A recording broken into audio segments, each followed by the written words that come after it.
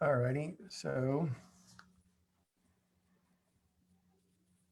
it'll freeze us for a second.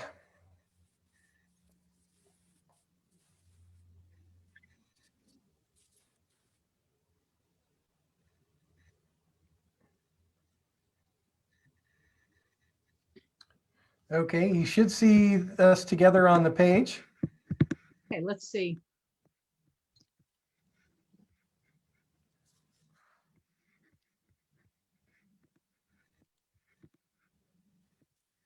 Yes, so it looks like I click on as if it's playing a video. Yep, and you just go to the share part. Which is? Where it says like, comment, and share. I see watch live video. Okay, so you got watch the live video. Okay. Underneath that. Like, comment, and share. Okay, so now I click on share. Yep, you click on share, and then you just put public. Okay. Okay, and then all we do is just go back to Zoom. Okay. So confusing. Oh, you know what? It was for me when I first started. I was so worried that this wasn't going to work out the right way. Doing multiple platforms is really crazy. Well, you know what? The first time through, our first couple of times through, I had problems with the whole Facebook thing, and I'm not a technology guy. I have a son that just smirked and laughed. Dad, this is what you do, and and I'm like, all right, great, thanks. Yeah, my son too. Yeah. So okay, so I'm going to go ahead and get started. I got intro, and then we're going to get rolling. Here we go. Okay, perfect. Welcome to the Saving with Steve show, where we talk about the ins and outs of money, pretty much everything under the sun that relates to you having a healthy or happy relationship with money. My name is Steve Sexton. I want to thank you all for joining us today. I also want to have a special thanks to everybody that's listening. Share the show with friends and associates. We just hit over 420,000 listeners. So I want to thank you for all that. Hey, let's talk a little bit about today. Before the pandemic, American workers were already stressed to the tune of $190 billion annually in healthcare expenses. The World Health Organization had declared burnout a syndrome caused by unrelenting stress that never got handled. And you know what? We've been living in COVID-19 for the last year. We've seen devastation in the news. Parents are worried about their children. Fact is, people started working remotely. Well, remote work can lead to overworked employees that sit on computers all day. They never go outside. You know what? You can look at me. I look like I don't even get vitamin D. And they suffer a lot of loneliness. And you know what? It's time to banish that burnout. That's why we have Janice Litvin. She's the author of Banish Burnout Toolkit to help us go from stress to success. We're very happy to have her. Today, I'll be talking about the 3 things you need to do to have a successful tax season. And after that, did you know bank and credit card fees cost Americans roughly $200 billion a year? Luckily, there's several services that for a minimal fee can reduce or eliminate these fees. We have Paul Kesserwani, the founder and CEO of Cushion. Cushion has saved consumers more than $5 million in bank and credit card fees since its founding in 2018. So that's something else. Now, let's get to our first guest. This is Janice's book. It's called Banish Burnout Toolkit. And I love Janice's mission. And I'm very excited because I have a daughter in college and a son in college, and they're dealing with these things here. And the tools in this book are so helpful to everybody that's dealing with this. And then I want to kick out our mission. Janice's mission is to help leaders and teams banish burnout in their organization so employees can come to work healthy, happy, and ready to work. Wouldn't you just love that? I mean, just on a regular day. Janice, welcome to the show. Thank you. I'm sorry. I'm really excited that you're here. Thank you so much, Steve. I'm very happy to be here. Well, so before we get rolling in this, I know that you've got 20 years in HR, IT, and other things. You're a coach. You have some programs to help people. How did you get started in the stress relief business, so to speak? It's funny. It's kind of a long story, but I'll shorten it for you. About 5 years ago, a client called me up and said, we want you to do a program about stress, but we don't want the typical mindfulness, meditation, sleep. self-care kind of stress. While all those things are important, so many people are already doing that. We want you to go deep. And I said, are you sure? I can go really deep. So I had done a lot of work on myself, and I had already been studying about cognitive behavior therapy, which is basically what I had been doing my whole life, my whole adult life. And so basically I had a book from a friend, and I called him up and I said, I love some of the concepts in here. I would like to pay you a royalty. He said, you don't have to do that. I don't own the content. It's owned by the Albert Ellis Institute. Albert Ellis is one of the co-founders of cognitive behavior therapy. So I created this program and I called it Banish Burnout, Move from Stress to Success, to help people understand how they normally react to stress and then how to help them change it. Oh, okay. That's okay. So here's the first question. I've been waiting to, you call it a stress audit. Okay. Yes. Why you need one and how to conduct it. Okay, that's perfect. So before you do the stress audit, you have to understand one more piece. So together they make the tool called Stop and Audit.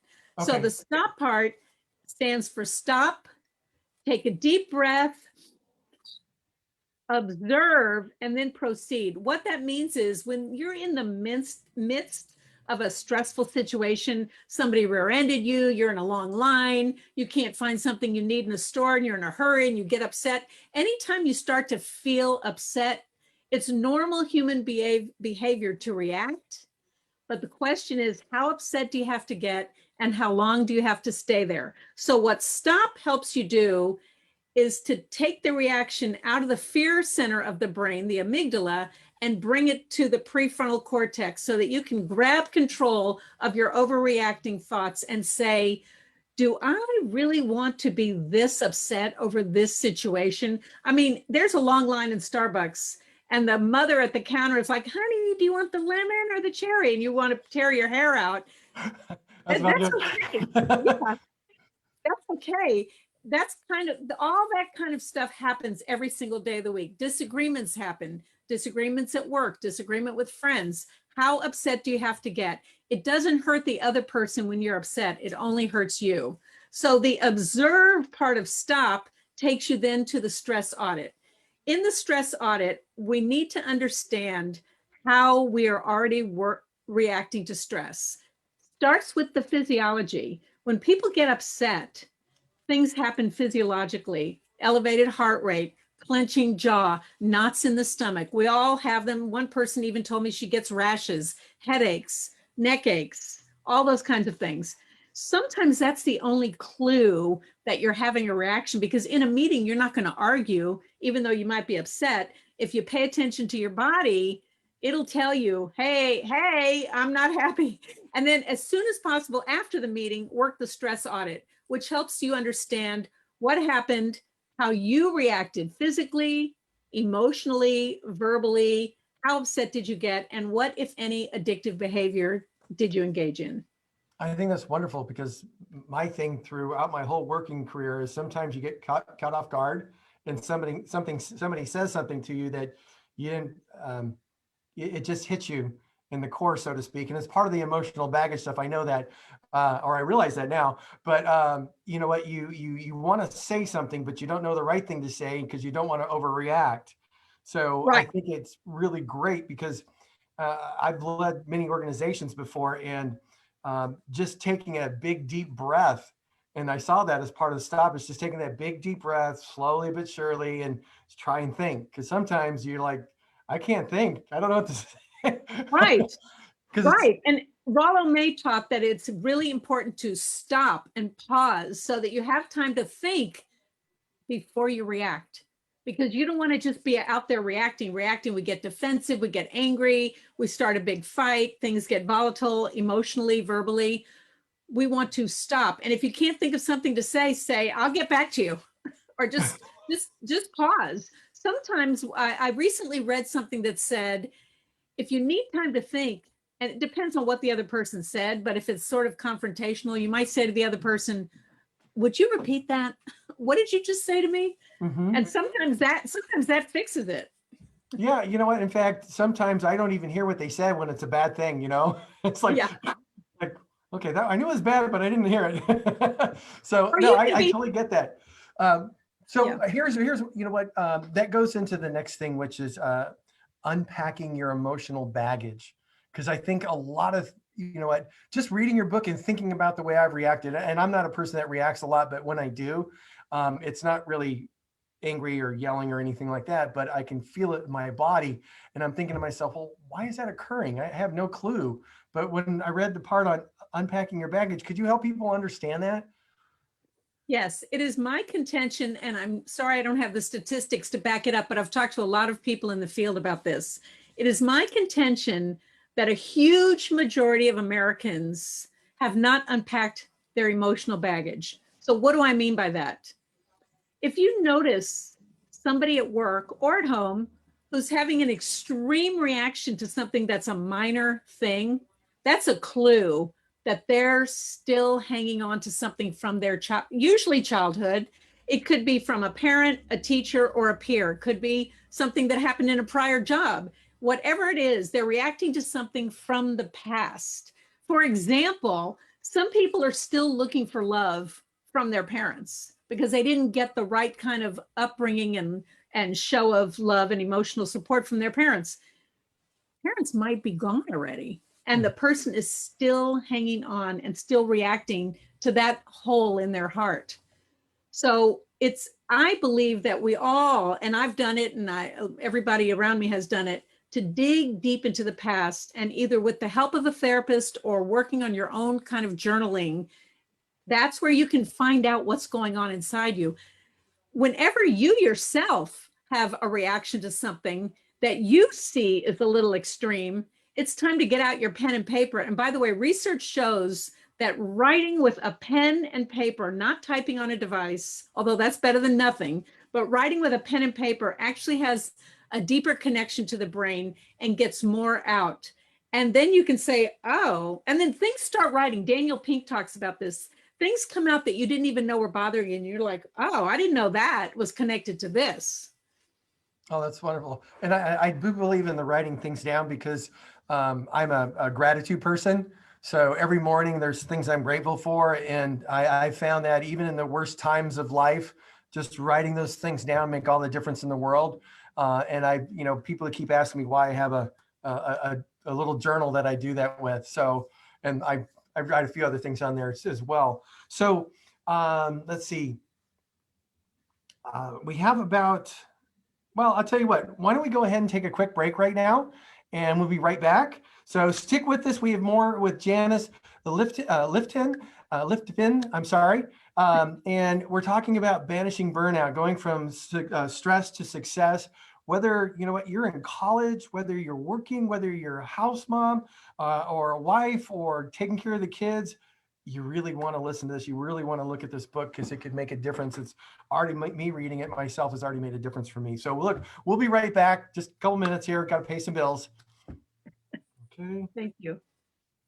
Okay. So it's just a take about 10 seconds. That way our editor can go, okay, they're just talking about nothing.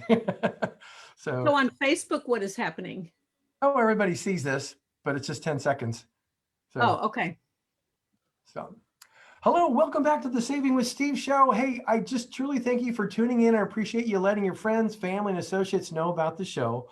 All the replays are available at www.savingwithsteve.us. If you're enjoying the stories of helpful information, insight on Saving with Steve, I encourage you to subscribe to our YouTube channel so you'll never miss a show. Hey, by the way, check out a few of our affiliates at UK Health Radio, BBS Radio, Talk Radio New York City, E360 TV, and Las Vegas.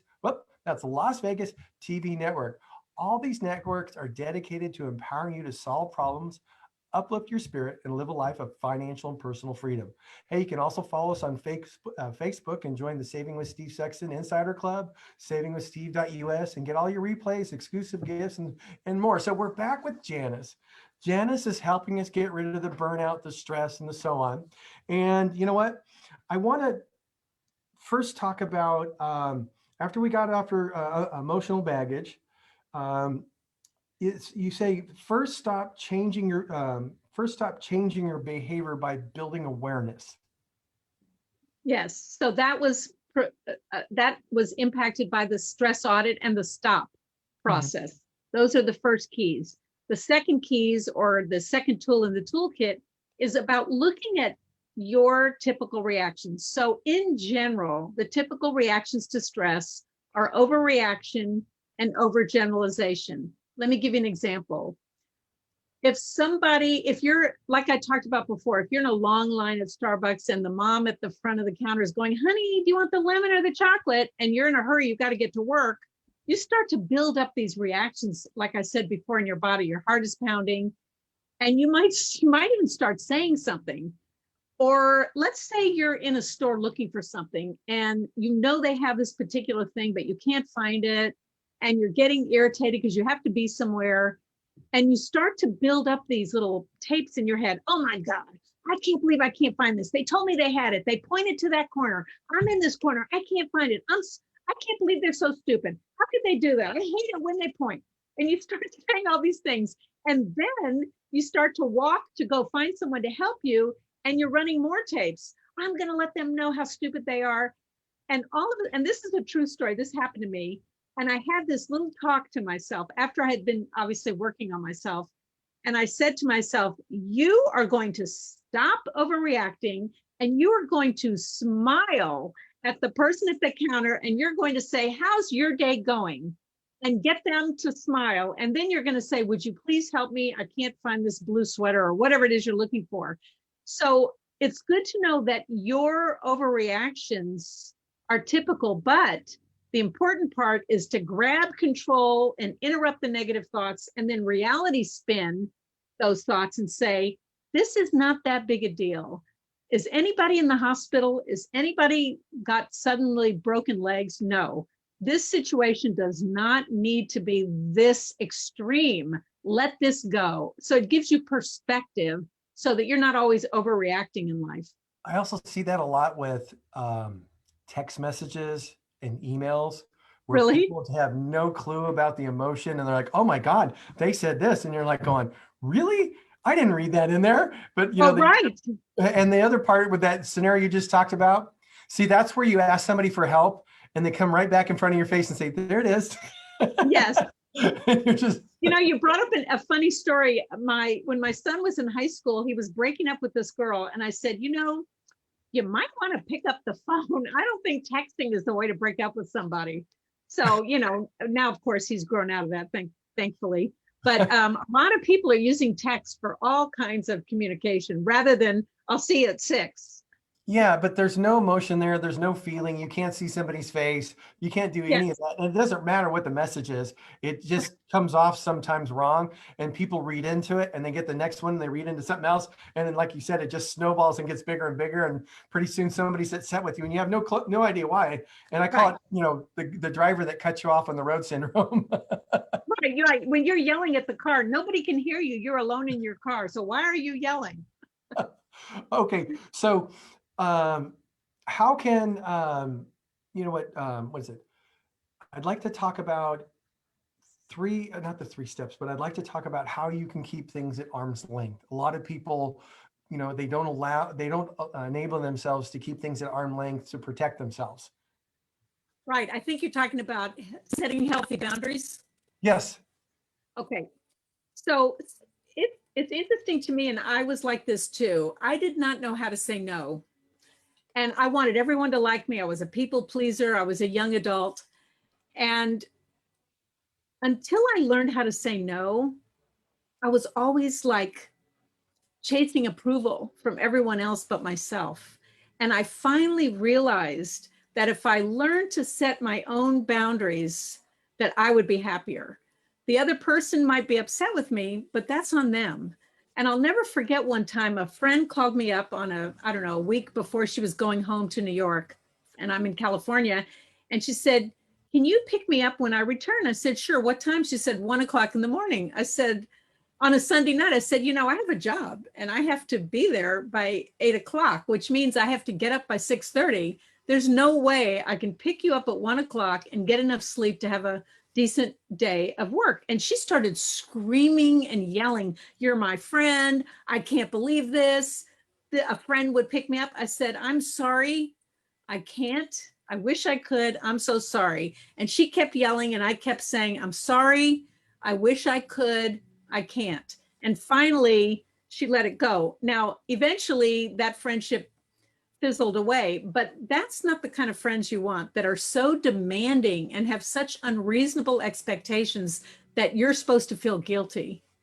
Oh, I agree. I agree.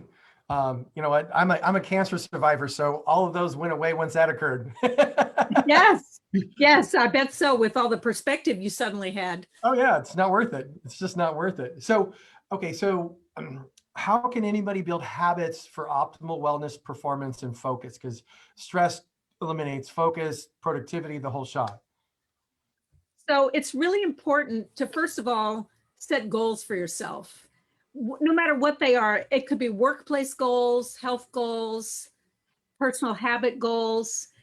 And it's all one big package. It's not just about setting the goals, it's helping yourself be mentally and physically and emotionally happy. So it might mean sitting down with your boss and saying, let's work on some goals for me. I want to manage my career and get to the next step. What would it take for me to get promoted by such and such a date with such and such possible salary promotion, 4%, 10%, whatever. But it's a matter of being clear with yourself and your family and the people at work that have an impact on your ability to improve through the organization. Sometimes it means asking for a mentor, because you might have a boss that's not as emotionally intelligent, not as organized.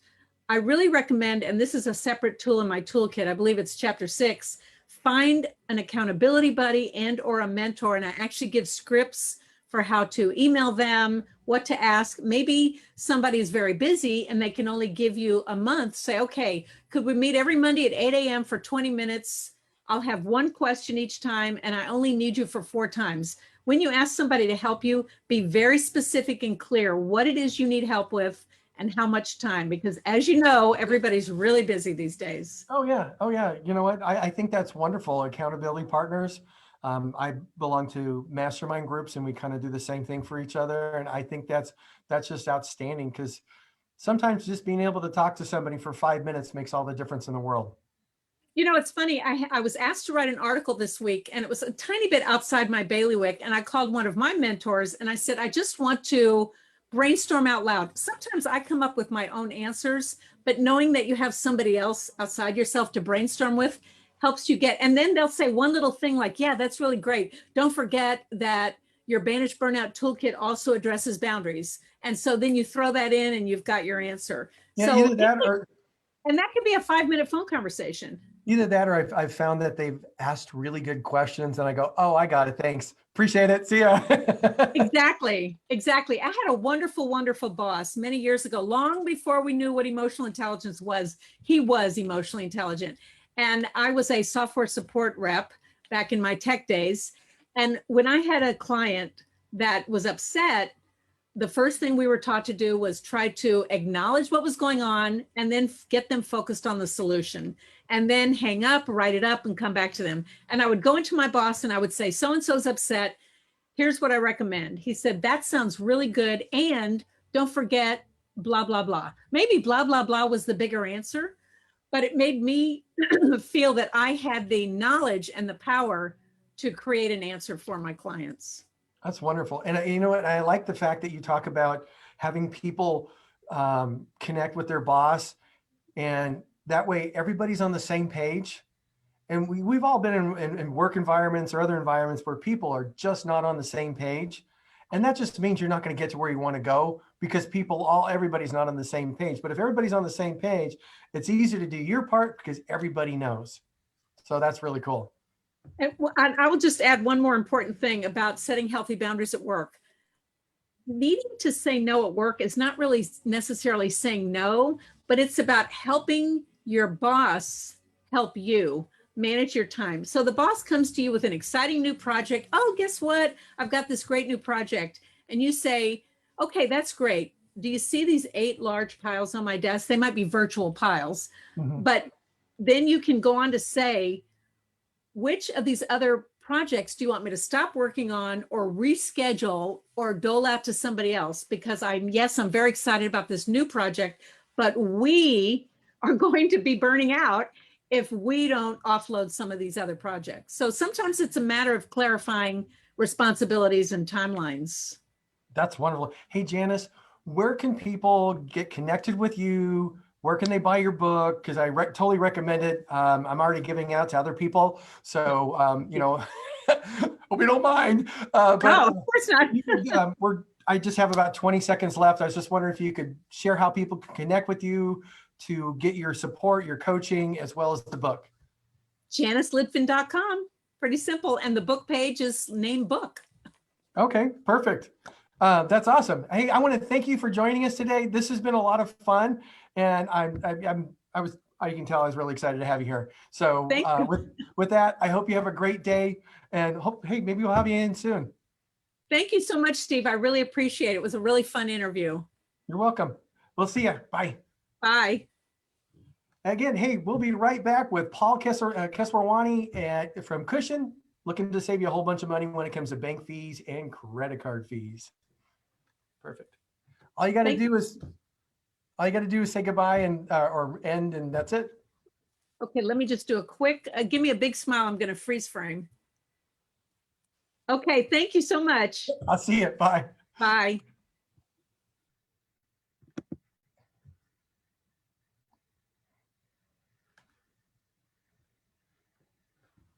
Hey there. How you doing, Paul? I'm doing well. I'm kind of jealous of Janice's energy levels. I need to drink whatever coffee she's drinking. Well, you know what? It's funny. Her piece there is all about, well, you heard, it's about banishing burnout. And right now, there are so many people, from my kids to whatever, was it this last semester, my son, the only class he had at school was a lab. Everything else was at home. And you know what it is to be a junior in engineering. You really don't have any time to yourself. It's just all studying, doing projects, and your senior, or well, he's a senior now, a senior project. So I think he probably sleeps four hours a night or so, just because he's. Yeah, I bet. Yeah, burnout is very real, and I know firsthand as the founder of a company, right? Especially the first 2 or 3 years, I would get home at 2 in the morning, 3 in the morning, and be up at 7 a.m. and back at it. So, not very healthy. Well, you know what? You're young. It's the good old days. So let's see. I'm going to go ahead and get started. Our segments are going to go for about 11 minutes and 20 seconds or so, and then I'm just going to take a break. It's about a 10-second break, just so the editor knows, because all the intros, the outros, the commercials, they get added in later. What we will do at the end is once they finish the editing, we're going to send you the Google link, or the Zoom link. So if you guys want to cut it down to a little segment or a moment that works for you, by all means, you can do that. Got it. But I think we're still live on Facebook, if I'm not mistaken. I know. Okay. People actually like this part because we're talking about the backside of stuff. So. That's totally fine with me. So hey, we're going to go ahead and get started, and here we go. Let's see. All right. Hello, welcome back to the show. This is Steve Sexton. I want to just take a real quick moment here and say thank you to all the people for tuning in. I appreciate you sharing us with your friends, family, and associates. We just hit 420,000 listeners this last month, and we're looking to exceed that. Hey, all the replays are available at savingwithsteve.us. If you're enjoying the stories of helpful information and insight at Saving and Steve, then I encourage you to subscribe to our YouTube channel so you never miss a show. Hey, please check out a few of our affiliates at UK Health Radio, BBS Radio, Talk Radio, New York City, E360 TV, Las Vegas TV Network. All these networks are dedicated to empowering you to solve problems, uplift your spirit, live a life of financial and personal freedom. Also, hey, follow us on Facebook and join the Saving with Steve Sexton Insiders Club for more financial tips and information. At savingwithsteve.us, you get all the replays, exclusive gifts from shows, from guests, and so on. Now, we're talking with Paul Kesserwani, right? Yep. Got it right. Okay. Founder and CEO, that's Paul Kesserwani, founder and CEO of Cushion. Now, one of the things that people don't realize here in the last year is the average bank fees have jumped almost 44% from last year. Overdraft fees grew for over 100%. You know what? And that's because many consumers overdrew their accounts due to COVID. And what's really interesting is just 8% of consumers who overdrew more than 10 times per year account for 74% of overdraft fees. And most of these are middle income consumers. Okay. Yep. Now, what Paul's company is doing is they're negotiating away fees, and it makes it easier to get a handle on your finances. Cushion has helped their customers save over $5 million in bank and credit card fees just since 2018. And they've got a long way to go because, hey, they're increasing their customer base. Paul, welcome to the show. Thanks for having me. Appreciate it. Hey, you know what? Before we get into how everything works, I think it's really interesting about how you went about starting this business. What happened to you? What happened to your folks? Could you share that story with our listeners? Yeah, definitely. So the origin, I would say, is not a very exciting one. It's kind of one of those things where you're dealing with problems in your life, and then you look around and notice that there's a lot of other people suffering. So the quick backstory here is that my parents were having an issue with the top 4 US bank, and they happened to be out of the country. And it was basically what they thought was a closed credit card that had been hit with an annual membership fee, and then late fees and interest charges that started to compound. And things got out of control. Since they were out of the country, I started to triage this problem with the bank, and they were treating us pretty horribly, which was weird because my parents had been with them for over 15 years. While dealing with that problem, I decided to audit my own finances, found about $400 plus in bank fees that I had accrued during my days as an employee at Twitter, because I was traveling a ton. I thought everything was on auto pay, turned out to be wrong. And I just thought to myself, I'm going to probably start a company one day. I don't want to really worry about somebody sticking their hand into my bank account and pulling out cash whenever they feel like it. So I should find a service that could help, protect my money, essentially. And that led to a very deep dive and audit of the consumer finance space a few years back. And I was pretty disappointed with what I found, because a lot of the apps were doing very trivial things. Like the levels of automation would do things like move money from account A to account B, or send you a generic template to cancel a subscription. But anything that required meaningful work, that work was on you. They'll give you 12 steps, but you have to go execute it. And that's just not what consumers want. People are stressed about their money and finances, and they want to disengage, not engage even deeper. And that's where I found there's a massive opportunity to build a product, not specifically for bank fees, to be honest, Steve. Early days, and by the way, that's still our vision, is not just to negotiate your fees. It's to help manage a lot of your day-to-day finances on your behalf. But we needed a first product that would solve a problem and earn consumer trust. And that's why we started with the bank fee negotiation product. And just to kind of wrap that up here, there's over 100 million people like losing money to bank fees and credit card interest to the tune of $200 billion each year. And until Cushion came along, there was no digital service to do anything about it. So we decided this will be a good first product, get some value for the consumer, and then start expanding our product suite.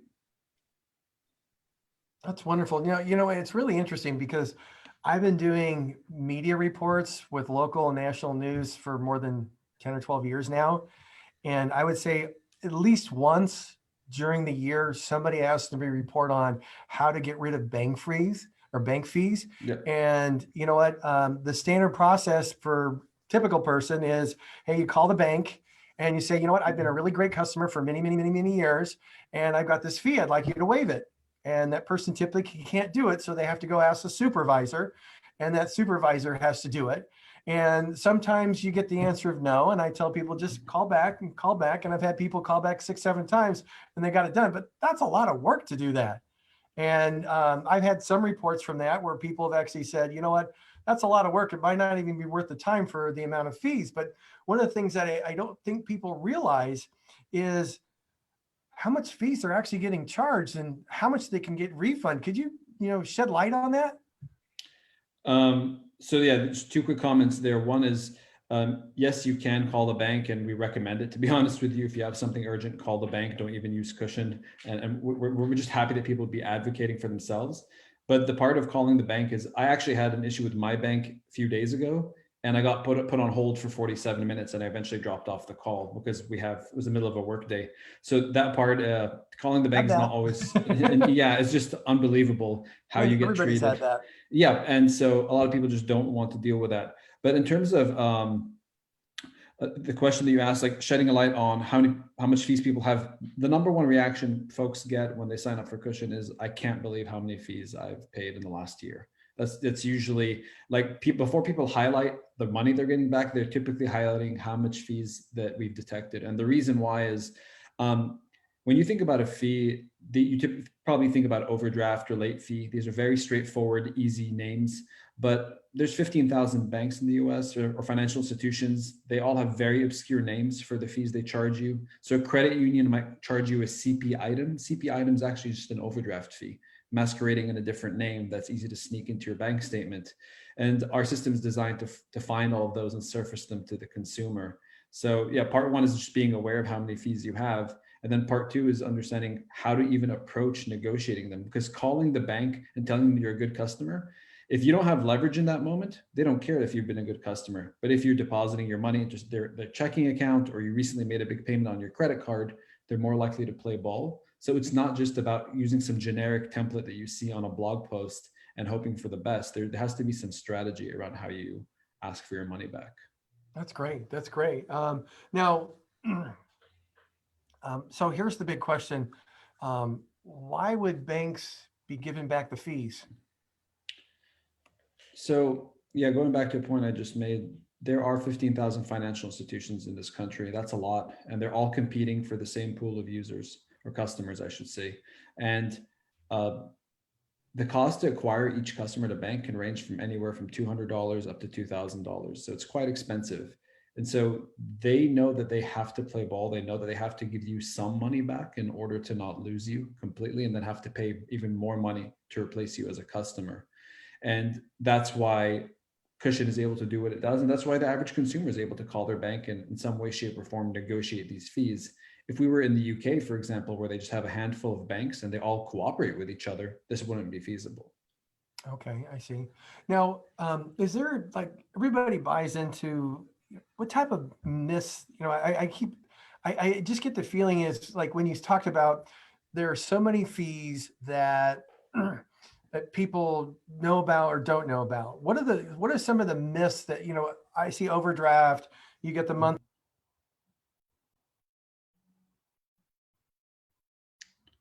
I think we just lost Steve in his own podcast.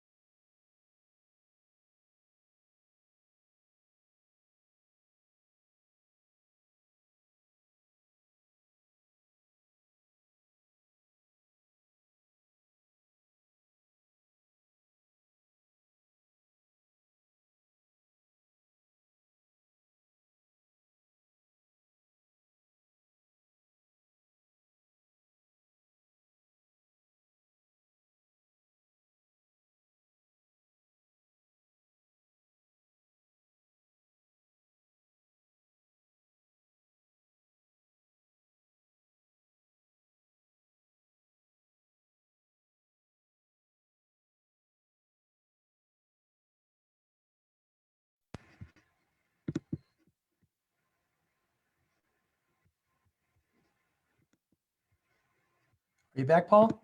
I'm here. Yeah, I never went anywhere.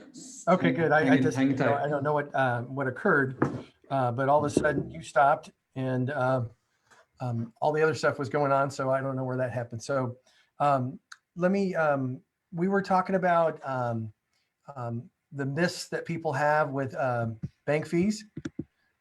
Yep. There we go. We're back on record. Okay, good. So let's start from there if we could. We'll probably have about 3 minutes to go before our break. Okay. But if we could start right there, that'd be great. So some of the myths that people have around bank fees. Yeah, bank fees. You know what? Like everybody understands the overdraft fee, maybe the fee they pay annually or monthly for their bank account, or if they're late on a credit card payment. But they don't understand what other fees they could be getting assessed to. Yep. Yeah, I mean, the list of bank fees that exist are endless. Some banks charge you fees for requesting actual paper copy of your bank statement, or to even talk to a bank agent. Some banks will charge that as well. So the list is very long. However, most of the fees that we see, we have over $20 billion worth of transaction data that we've analyzed. It's concentrated into 5 main fee types. It's overdraft fees, ATM fees, and monthly service charges on the checking account side, and then late fees and interest on credit cards. That's the biggest pool that's out there. And there's I think the myths are not really about the types of fees that exist. It's more about what you can do about them. A lot of folks think that you cannot negotiate these fees because they're baked into your terms of service. That's not true. You can negotiate anything. Some people think that your credit score might get harmed if you try to fight these fees. It's actually the opposite. If you get late fees waived, you can actually report that to the credit bureau and get a boost in your credit score.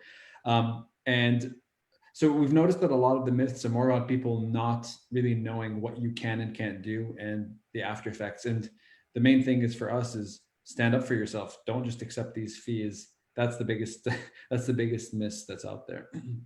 I totally agree with that because you know what, if you're dealing with somebody that's lower middle income where every dollar counts, you know, if you can get a few $100s back, that could make a big difference for paying off debt, saving for retirement, all sorts of things. So I think I think that's great advice. You should always fight.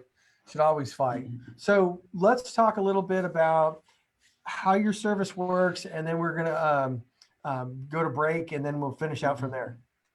Yeah, so the way the service works is anybody can sign up for Cushion on our website at cushion.ai.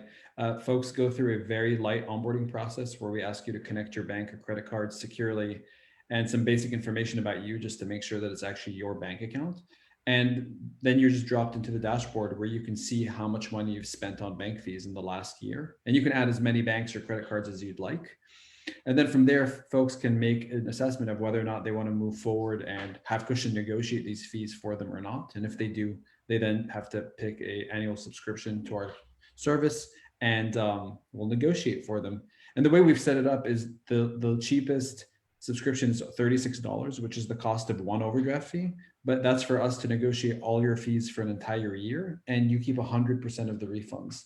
And so that model's worked very nicely for both us and our customers so far. That's okay. So we're going to stop right there because I don't want to talk to you a little bit more about exactly how it works right after we come back from the break. So hold on, and we'll be right back. Stick with us. You know what? Paul's going to show you how they go about saving you a whole bunch of money in bank fees. So stick with us. We'll be right back. Okay.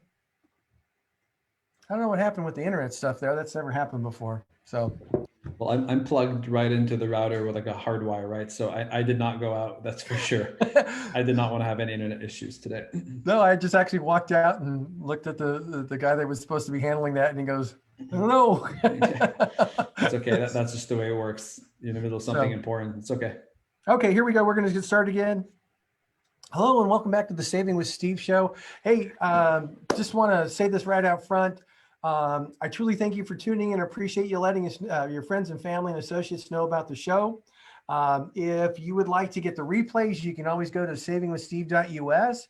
And you know what? It'd probably be great if you checked out our affiliates at UK Health Radio, BBS Radio, Talk Radio New York City, E360 TV, and Las Vegas TV networks. Again, all these networks are dedicated to empowering you to solve problems, uplift your spirit, and live a life of financial and personal freedom. So with that, let's come back with Paul. Paul is here. He's the CEO of Cushion. He's talking to us. He just finished talking us through the process by which somebody can go to his website and figure out how much they can save, how many bank fees and credit card fees they can get back for, could you go over the fee structure again one more time there, Paul? Yeah, so the way it's set up today is anybody can sign up and find out how much money they've spent on bank fees for free. If they want to move forward with a Cushion negotiating on their behalf, we used to have a model where we would take a commission of the money we got you back. But once you start getting people thousands of dollars back, that commission can get very large. So we switched to a model where we charge upfront annually $36, $48, or $96 per year. And like I said, the lowest tier, $36, is the equivalent of one overdraft fee. And for that, we'll negotiate all your fees for an entire year, and you keep 100% of the refunds. And so it's a pretty great deal for the consumer. That's an outstanding deal. In fact, quite frankly, that's very, very, very inexpensive, especially if you can step in the door and say, hey, let's kick the tires and see if there's anything here for me. And, and if they're finding out they got, $400 in fees they can get back and only have to pay $36, that's more than a 10 times return on an investment. So I think that's pretty great. So, okay, so let's start talking about, again, how does Cushion go about getting back those fees? I know you're using artificial intelligence to help with that, which sounds really cool to me because I know nothing about it. Yeah, I'm happy to jump into explain how this works. So there's a few things that our system needs to do behind the scenes to make this happen for our customers. One is, like I said before, detecting the fees. No matter how obscure the name, no matter what the bank, our system needs to be able to find these fees, because if it can't find them, it can't negotiate them. From there, we have machine learning models that review your entire situation and history transactions with each bank and get a feel for, if I were to negotiate anything right now, what are the best group of fees to go after? Roughly how much money could I get back? What is the right thing to say to the bank at this moment? And from there, it gets to work. The system will then generate the appropriate message or letter that it wants to send to the bank. And the way the negotiation happens is 3 different channels. For some banks, we have access to secure message portals. So if you have a bank where lets you fill out a form and send an email, our bots are able to go in and do all of that on behalf of the consumer, write up the email, send it to the bank. When the bank responds, we have other machine learning models that read the emails. And this was very important. When we started to scale, we got to a point where we looked at each other and said, either we have to hire 50 people to read these emails, or we need to invest heavily in machine learning. So we started hiring PhDs in the machine learning space that have made this all possible in an automated fashion.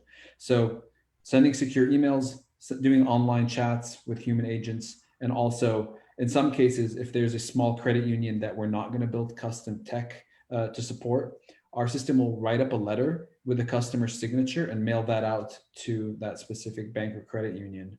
And as a result, we're able to cover all financial institutions in the country. So it's all done electronically. So somebody's thinking, hey, I got to write all these letters. They don't. You're going to do that. They have somebody that's, how quickly does the emails get responded back to? Just curious. So that's, I think, the big difference. I think folks, and I get it, a lot of people are stressed out. They need this money yesterday. There's 2 things that I'd say are unfortunate. One is we're always at the mercy of the bank's process and how backed up their queues are. And so for specific financial institutions, we have a direct plugin, and within 24 hours, 48 hours, we can get your response. And so you see a lot of our reviews are folks who are like pretty blown away that they paid for a package with us, let's say 2 days ago, and today they're getting their first refunds. For other people, unfortunately, we don't have those direct integrations. And so the process can take a few weeks. And we just ask them to be patient, because if we could do things any faster, we absolutely would. But we're also at the mercy of the bank. So worst case scenario, hey, I'm in best case scenario, they can get some money back in a couple of days. Yes. Worst case scenario could be a couple of weeks, couple months. Worst case scenario is the bank says no, and that's completely okay. And that's one of the reasons why we have an annual membership, is that our system knows that it's only a matter of time before the bank says yes. And so, like all negotiations in life, you don't win 100% of your negotiations. Sometimes you have to compromise, sometimes you're going to lose a few, but our system knows that even if it loses once or twice, it knows it can use those losses as leverage the 3rd time around and eventually get your money back. And so that's just, I think, something we ask our customers to be patient on, because I know they all want the money immediately, and that's sometimes not feasible. But that's a good thing, because most people just don't flat out have the time or the desire or the focus to keep going after it and learning from each interaction that they have with the bank and try to get more and more leverage or do it a different way so they can, how to put it, you essentially are becoming a pest for the bank and you're not going away. And that's one of the things that helps the cause. Well, the thing is that's interesting here. There's 2 points. One is, unlike a human negotiating, there's no emotion in what our system is doing. It's all math based, it's all statistics based. So the bot knows when to push back and when to peel back and not pursue this any further. It doesn't waste time when it knows there's no mathematical chance it's going to get money back. So that's a good thing. Whereas a human could just keep going on and on with no hope in sight. And two is, even though we might be perceived as a pest to the bank, we're actually doing the banks a huge favor here, because they're not doing anything proactive to appreciate their customers. And so when we get somebody $300, $400 back in refunds, they're far less likely to leave their bank. And we know this from asking people. They'll say, yeah, you know what, I was really upset, but now that I got back $400, I think I'll stick with my bank. And so we're helping them on the retention side, whether they'd like to admit it or not, or whether they've realized that or not yet. You know what? And help me understand this. How much does it typically cost a bank to get a new customer? Do you know that? Yeah, it's anywhere from $200 up to $2,000. So if you go into like Credit Karma and they're always recommending, like, for example, new credit cards and stuff to you, their affiliate kickback that they get back is $300, $400, $500 per successful sign up. So they invest very heavily in customer acquisition. Oh, I see. I never realized that, because if you think about it, hey, if they're going to get back $400, that's much easier than paying $2,000. So I can see that. So now, okay. So could you walk us through one more time, because I just got one of those viewer alerts. They would like to know again how you go about signing up on Cushion. Yeah. So the easiest way to do this is just go to our website at cushion.ai. We have just one sign, a call to action button, just click on it. And folks, we ask people to authenticate using their phone. So instead of trying to remember a password and forgetting it and putting in a weak password, we use phone-based authentication. You plug in your phone number, you verify it, you connect your bank securely, and then within a few seconds, you're in our dashboard and you'll see how much fees you have. And from there, you can assess if you want to move forward with negotiations or just or not. Yeah. So basically, this is about connecting through your phone, then connecting through your bank, and then that process gets started. And the dashboard is one of those things where you're going to say, hey, you have these fees, we can negotiate this, and you know, if you'd like to do this for a year, it's $36. And what's the next tiers up again? One's 48 and one's 96, and the difference is how frequently we scan your accounts for fees and the number of negotiations our system will do for you in a given month. So somebody who has $100 in fees, they probably want to use that $36 tier. Somebody who has $1,000 or $500 plus, they'll most likely opt into the $96 package to get the most fees negotiated ASAP. I see. Okay, no, that's wonderful. Okay, so now, now again on the fees, one of the things that, you know what, hey, I overdraft. You know, again, what, you know, you haven't. I've seen some of my bank stuff, and I've had some fights with banks before over erroneous fees. I've never had a fight with a bank over an overdraft, but these are fees that the bank could legitimately charge you and you know about. Yep. But you can negotiate out of them because they want to keep you as a customer, and that's really the size of it. That is really the size of it. Also, is just, I think, knowing your position with the bank. So, for example, I got hit with 2 wire transfer fees recently. I had to pay my rent and I was unable to send out a check. So I got hit with 2 $30 wire transfer fees. And I just immediately emailed the bank and said, listen, my family has a mortgage with you.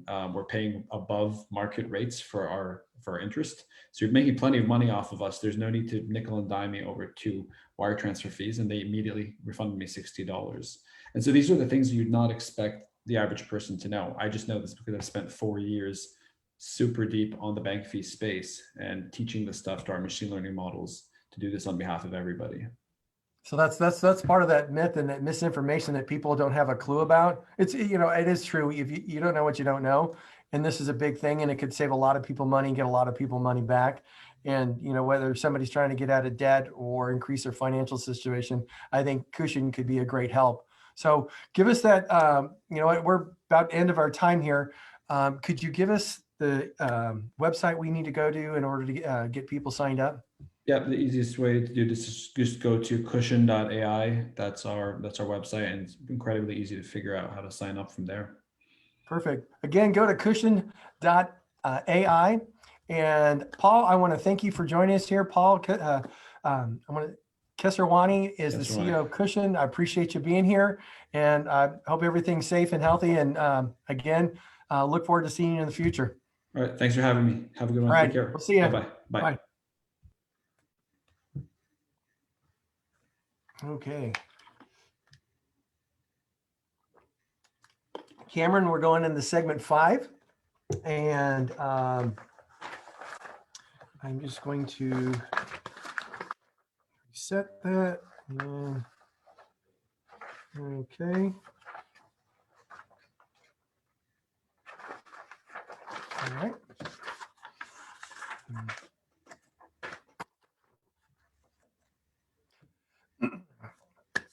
Okay, guess what? You know what? We had Janice Litvin, author of the book, and I want to show it up here one more time.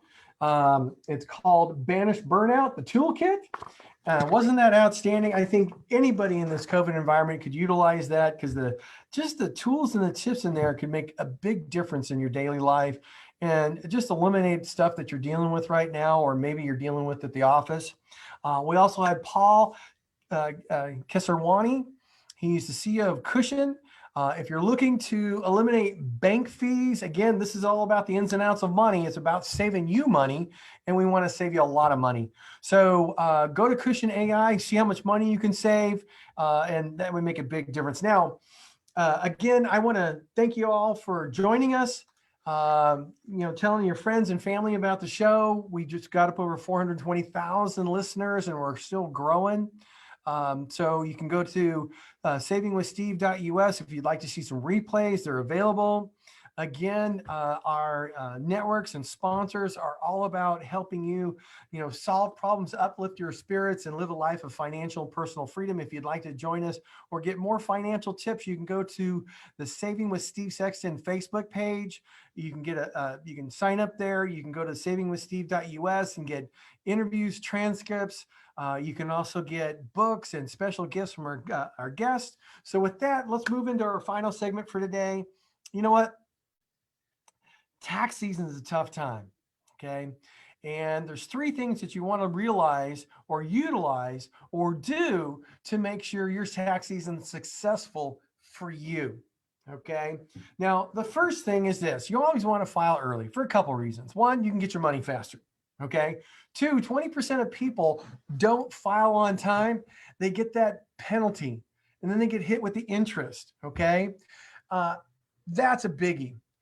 Now, what's even more important is the earlier you file, the less likely to have a fraudster file a fake tax return in your name.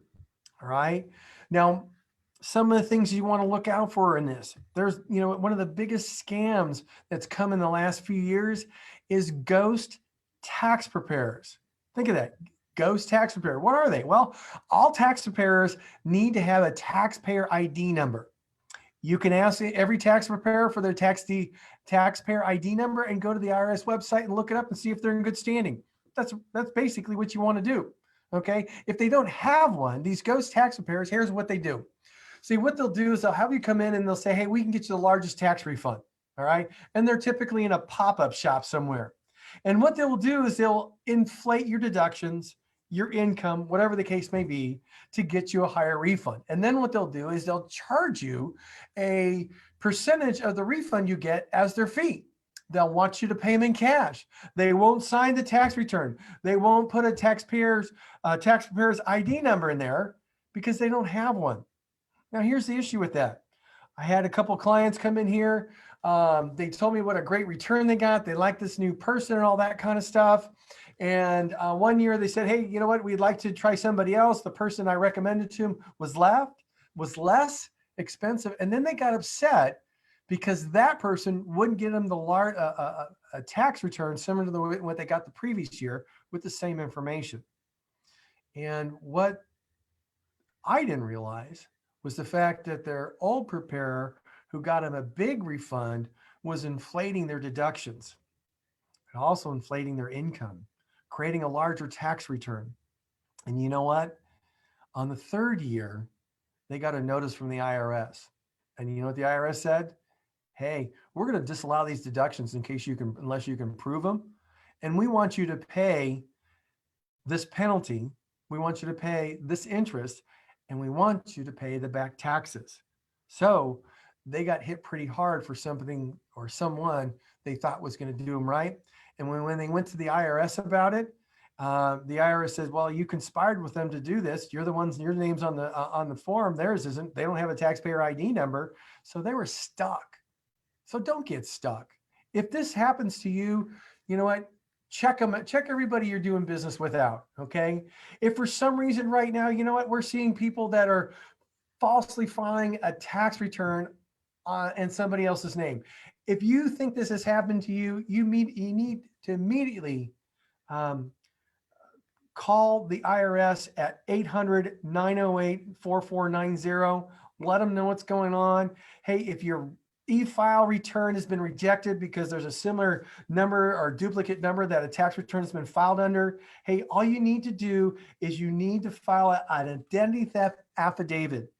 Okay, you can go to the IRS website. It's form number 14039. That's 14039. And again, it's called the identity theft affidavit. It's a fillable PDF, should be really easy to do. Okay. And what you're going to do with that is you're going to attach that to your real return and send it into the IRS. Now, if you think something's happened to you, you definitely want to go to identitytheft.gov, figure out what it is. There are some steps you can take there to protect yourself and your financial accounts. Now, if you've previously contacted the IRS and you haven't got a resolution, hey, you want to contact 800-908-4490. They have teams to stand by to help you. Okay. Now, one last thing. You might be getting an erroneous 1099-G. Okay. 1099-Gs are what you receive if you would have received unemployment. Okay. So it'll say that in box number 1, unemployment. Now, here's the thing. If you didn't actually get it personally, but yet you received this, that means somebody filed a false unemployment claim in your name. So what that really means is you're going to have to go to your franchise tax board, your state tax board, and tell them to correct it. Okay. If they haven't corrected, you file your tax return based off your information only that you received with a notification of what's going on. Now, the next thing that you want to do is this. If you find out that somebody's filed a false tax return under your name and your number, you want to get a copy of it. You can go to the irs.gov and get instructions for requesting a copy of a fraudulent tax return. Now, let's get organized for tax season. Best way to get organized is to make a list of what you need. Too many people do not make lists of what they need and they forget stuff. Okay, so first thing, detailed income sources. If you're working somewhere, it's as simple as a W-2. Okay, if you have investments, you're getting 1099-Rs. All right. So that means you're getting a 1099 from Schwab, Fidelity, from the insurance company, from the investment firm that you're working with. Okay. Now, you can also get a 1099 miscellaneous if you had a lawsuit and you won the lawsuit and you're receiving fees. All right. If you ran a business or you invested in an LLC or a business, you receive a K-1. So you want to get the K-1. If you rolled over an IRA to another, from Fidelity to Schwab, or an insurance company to another insurance company, you're going to get what's called a 5498. Now, that just tells them that you did it within the respective time period, and it's not going to be taxed. If you have rental income, you want to detail that as well. So you got to get all those things prepared. And don't forget, you know what, you got to, if you're retired and you're getting Social Security or pension, you want to make sure you get the 1099s for those as well. Bank statements. Bank statements will talk about income you received. It'll have all the checks you wrote. Okay. And it'll also have all the bank interest. By the way, you're also going to receive a deduction number, a 1098 for your deductions in reference to your mortgage interest. Okay. Now, you also want to list all your charitable deductions. Keep in mind the money you gave in cash to a charity. If you detail it, you'll be able to write it off as well as the checks. Make sure you go through all your stuff. Why do you do that? Very simply put, you know what? I've seen so many people that give $2,000 or $3,000 to the church through cash and other things, belongings, what have you. Think about it. That's $2,000, $3,000, $4,000, $5,000 that you won't have to pay taxes on. If you're in a 30% tax bracket, that's more than $1,700 in savings back in your pocket. So don't forget those things. List of medical expenses, list the co-pays, the deductibles, the co-insurances, all of them.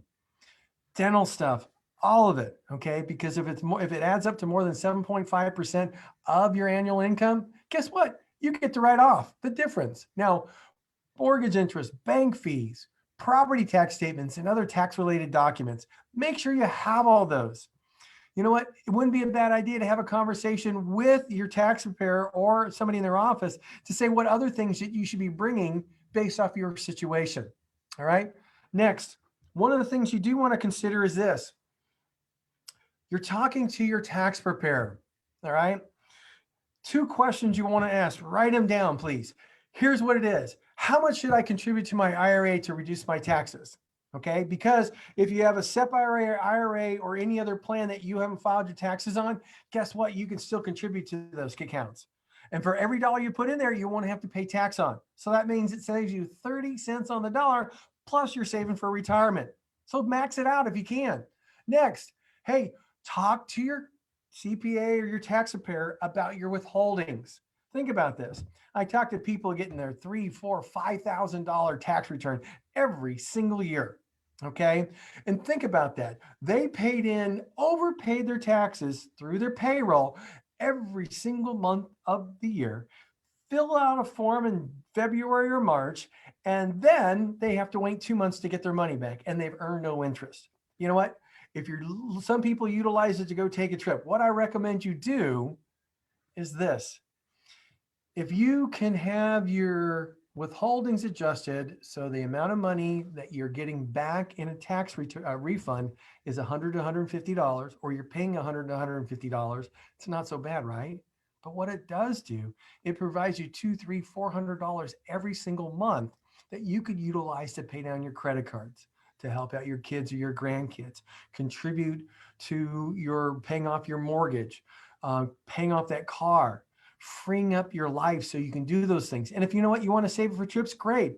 Hey, work out a deal where you can make small payments every month on the trip. But the best thing is you've got it taken care of. Now, there's a lot of people who said, hey, Steve, where can I get a cheap tax return done? Okay, fine. If you have a basic tax return or you're disabled, you can utilize the Volunteer Income Tax Program. Okay, it's called VITA, V-I-T-A. Okay. It uses IRS certified volunteers to offer free basic tax preparation and e-file to people who earn less than $56,000 or are disabled. Now think of this. The AARP has a foundation, a similar program called Tax Aid. So you want to make sure you're involved with that to save some money and have tax season success. You know what? We had a wonderful show today. It was just outstanding. We had Janice Litvin talk about banishing burnout, stress to success. Wonderful book, great toolkit. I've already given one to my daughter, my son, my wife. They all love it. You're going to love it too. You want to check that out, or at least listen to this show, because she goes through some wonderful tips and tools that you can utilize. Next, we have Paul Kesserwani from the CEO of Cushion. Hey, you want to get those bank fees back? It could be $400 that you only have to pay $36. I'm not promoting the product, but I'm saying if I could do that, so can you. So with that, I want to thank you all for joining us. Looking forward to seeing you next week right here on Saving with Steve. We'll see you now. Bye-bye.